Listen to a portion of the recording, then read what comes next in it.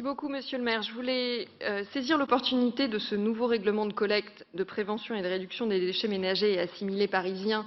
Et alors que nous avons étudié lors du précédent Conseil de Paris le rapport annuel 2020 pour évoquer la question des déchets qui est pour nous absolument majeure et voir comment la ville se préparait pour atteindre l'objectif de 75% de recyclage d'ici 2022. Et malheureusement, comme ça a été indiqué, nous en sommes encore un peu loin.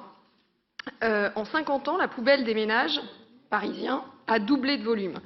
Et pour nous, c'est vraiment un souci de préoccupation et on estime qu'il y a 3 volets qu'il est nécessaire donc d'utiliser pour faire levier sur la réduction des déchets et l'augmentation du recyclage. D'abord, la question de la sensibilisation.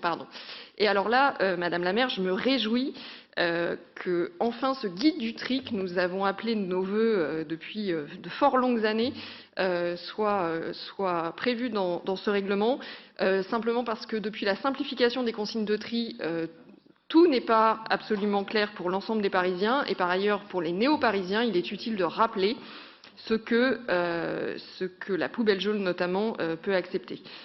Deuxième volet, c'est l'incitation. Et j'aimerais que vous nous en disiez plus, Madame la maire, sur l'appel à projet de l'ADEME et notamment la question du calendrier de cet appel à projet concernant la tarification incitative. Vous le savez, nous appelons de nos vœux une tarification incitative pour contribuer à la réduction des déchets.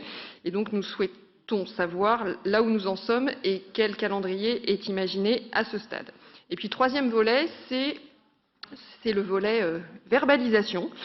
Et j'aimerais connaître les chiffres des infractions qui sont verbalisées sur la voie publique. On l'a dit, on l'a dénoncé, notamment sur le volet des déchets de chantier.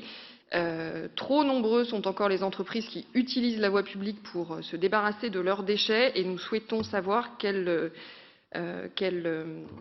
chiffre de verbalisation a été fait ces derniers mois et dans quelle mesure la police municipale pourra avoir comme priorité d'action la lutte contre les infractions liées au dépôt d'ordures ménagères ou de mauvais tri dans les poubelles.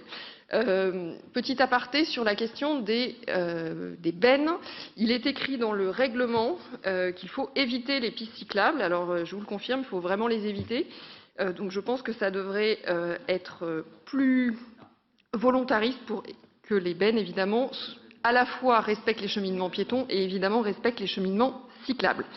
Et puis, le meilleur déchet, c'est encore celui qu'on ne produit pas. Donc, je voulais dire un mot sur les recycleries, ressourceries.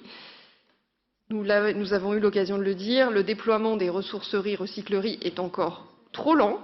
Nous avions comme objectif en 2020 20 établissements dans chacun des arrondissements.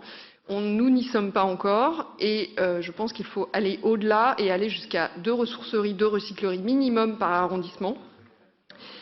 Idem pour les espaces de tri, les points de collecte en apport volontaire qui sont encore trop peu nombreux. En tout cas, sur cette question, vous pourrez compter sur notre entière mobilisation pour faire en sorte que le volontarisme en matière à la fois de réduction des déchets et de tri soit de mise. Je vous remercie. Merci.